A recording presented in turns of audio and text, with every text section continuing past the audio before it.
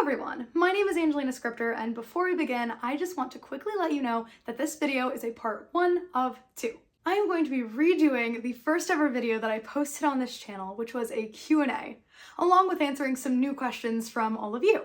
However, the original video did turn out longer than expected, so today I'm going to be posting the original redo, and tomorrow's video is going to be all of the new questions. All the questions will be added as chapters to each video, so if you're looking for a specific question to be answered, be sure to check there. If you've come exclusively looking for the questions answered in tomorrow's video, I hope this video will be somewhat helpful or entertaining to you in the meantime, and until then, enjoy. Hello everybody! My name is Angelina Scriptor, author of Roses and Thorns, 100 Poems for Life, and the young adult dystopian romance novel Trees of Fate, and occasionally a YouTuber. 3 years ago, I uploaded my first video to this channel in the form of a face reveal and Q&A. When I first started this channel, I was riddled with stage fright, scared of public speaking, and not quite sure about the whole YouTube face on the screen thing. But I was excited to give it a try, and I've been enjoying it ever since. I thought it would be a very fun and reflective video for me to go back, re-answer those questions, see what's changed, not only about my writing career, but about myself, because as I already know, a lot has, and also answer some new questions from all of you. Hi, my name is Angelina Scriptor. Hi. Oh, my voice. My voice was in such rough shape. When I first started YouTube, I had actually wanted to start it sooner, and I was just in such really bad health from after graduating high school. I'd been sleeping really badly. I wasn't taking care of myself mentally or physically or socially, barely spiritually. A lot of that has changed since then, and I'm really better off for it. If you don't know,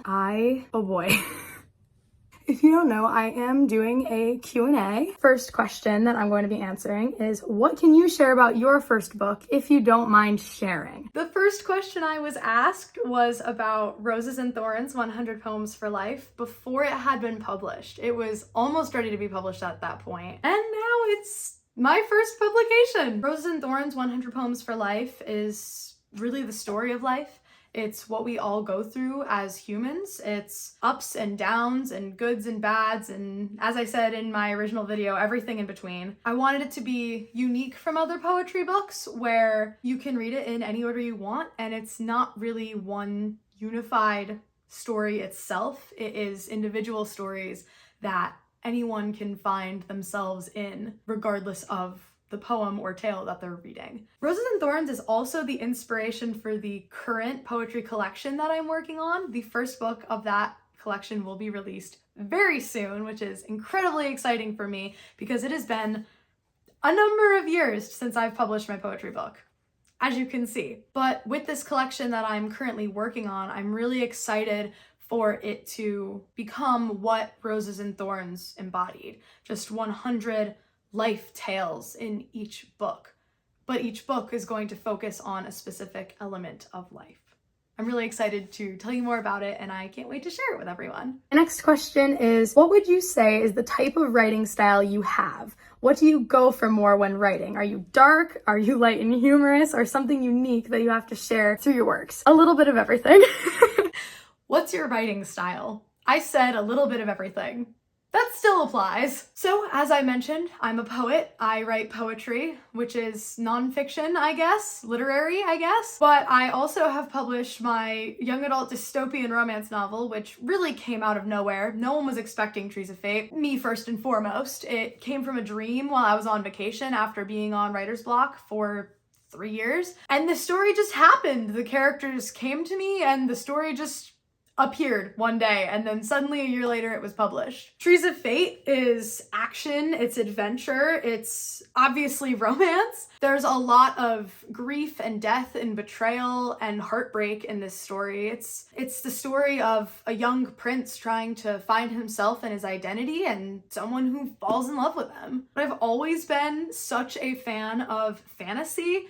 I have a medieval fantasy series that I was working on even back when my first video was made. My favorite genre to write is fantasy at the moment, and that is my big project that I cannot wait to start fully working on. I fell in love with my characters and I still have plans for them. I have this little book. I keep a lot of my book ideas and planning in here, and I have so many ideas for my medieval fantasy series. I've been developing them over the past 5-6 years now, which is insane to think about. A lot of darker elements in those stories, but there's also a lot of love, adventure, a lot of found family, some tropes that I've incorporated in there that I feel will make for a really good read someday. I'm very excited to share it all.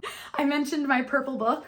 It's still here. It's still gathering information and dust, but information. I love fantasy. I just keep getting ahead of myself and then bogging myself down about it because there's so much to figure out and I want to do it right. But you know, if I can't do it perfect the first time, then...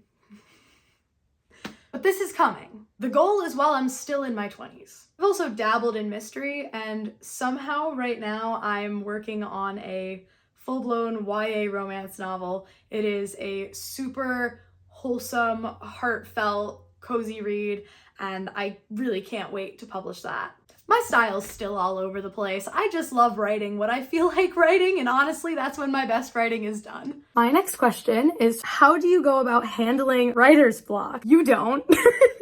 Oh, sweet, sweet irony that this comes to me now. I mentioned that Trees of Fate had come to me randomly after being on writer's block for a really long time.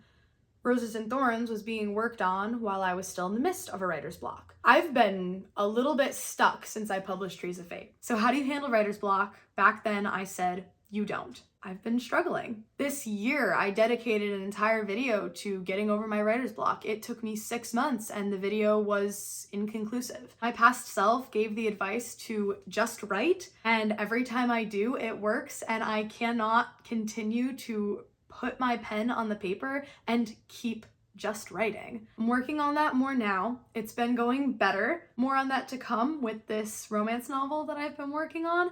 But over the past, since Trees of Fate, it's been a bit of a struggle. In the video that I made on dealing with my writer's block, I found some things that really helped me were changing my scenery, whether that was my personal writing space, my bedroom, going outside, taking a trip if you're able to, and again, just writing. If you can sit yourself down and make yourself start writing, hopefully in one of these different spaces, it will be inspiring. It will get you to rekindle the joy and the love you had for your passion, and I think that is truly what it's all about. And something that I am starting to learn throughout the course of this year is letting loose. If you are so tightly wound about it needs to be perfect, it needs to be right, I can't make mistakes, I can't let people down, it's not going to come. Writing is not for other people. As much as you love to share your work, it needs to be something that you are doing for your own self.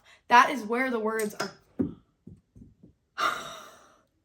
Something just fell off on my wall. I still make scuffed videos my whole career. This is the one thing that's never changed. Spot on. But you need to write for yourself. You need to write for the passion. You need to write for the love.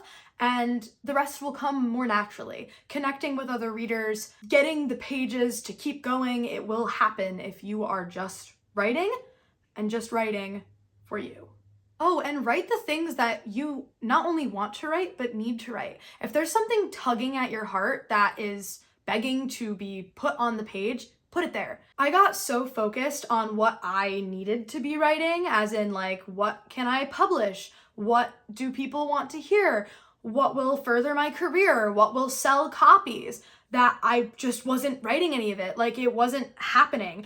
And as soon as I sat down and I told myself, as you'll see in the little writing piece that I did about I used to be a writer, that's exactly what I was feeling. Shortly after making that, well, you saw it in the form of a video, but to me it was a writing piece that I did in the midst of the night. Shortly after writing that, I decided to go back to an old series that I had written just for me, something that I enjoyed, something that helped me get my feelings on paper, something that made me smile, to be completely honest. And I wrote 30 pages like it was nothing over the course of 3 days. Every night I'd rush to my room and get in my bed and grab my laptop and be like, oh, I wonder what's gonna happen next in this story. Writer's block doesn't exist. What is writer's block other than you stopping yourself?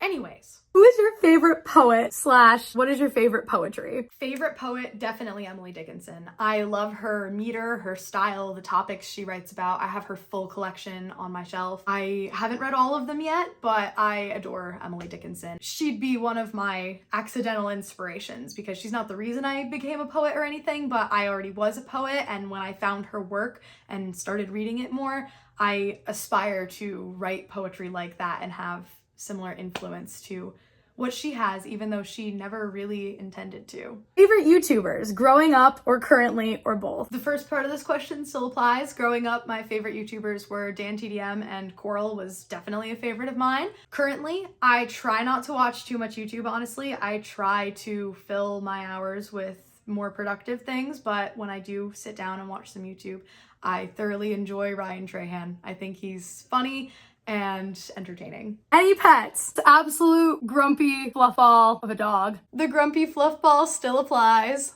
Look at you. Do you want to stay? Do you want to make a YouTube video with me? Come here. That's a no. What do you consider to be good storytelling? This is a very good question. And I think good storytelling comes down to what are you able to make the reader feel? And is it a good thing? I would stick with my previous answer. I would word it, good storytelling is connecting with your reader. Good storytelling is when you feel something so strongly, and through the beauty that is literature, you're able to have the reader feel what you are feeling, maybe feel it themselves, maybe relate to it themselves. It is taking the things that you feel deeply and express passionately and transferring that from your heart and your mind and reaching and touching the reader's heart and mind. It's creating that bond between the two of you, that you are going through it together, you are experiencing it together, and you are falling in love with the same story together. However you manage to do that as a writer, obviously all parts of storytelling come together, but whatever your particular style is, hone on that. Whether you're amazing with imagery or character building or telling a story through the world and building a setting, no matter what it is, use that to share something with your reader. Not only will you love and enjoy the process, but they will too. The last question I actually got multiple times. Paul is asking about inspiration. Who was your biggest inspiration? What is your biggest inspiration? What was your inspiration to start? What's your inspiration to keep going? It's all about inspiration. What is your inspiration? Inspiration strikes everywhere. Inspiration can come from a good movie that you watched or a bad movie that you watched and said, I could write that better. Inspiration comes from walking down the street and seeing an elderly couple on a bench. Inspiration comes from the falling leaves. Inspiration comes from looking out your window and thinking of the drivers that are going by. Inspiration comes from the things you feel. Inspiration comes from your past. Inspiration comes from your hopes for the future. Inspiration comes from the things that have been building inside of you all of these years that you're dying to let out somehow, somewhere. Inspiration comes from your dreams. Inspiration comes from the Almighty Father above. Inspiration comes from waking up in the middle of the night, crying, screaming, and laughing because you loved what you saw so dearly. Inspiration is all around us. It is within us. It is a part of every single day. It's just about finding and holding that inspiration. So those were the original batch of questions that I had from my first Q&A, and now I have to wait because I am recording this part before I even bothered letting you all know that I'm going to be doing a Q&A. So I'm going to tell you all that I just recorded this and maybe record something else in the meantime. See you there. I'm back. I have a bunch more questions to answer, so let's do it.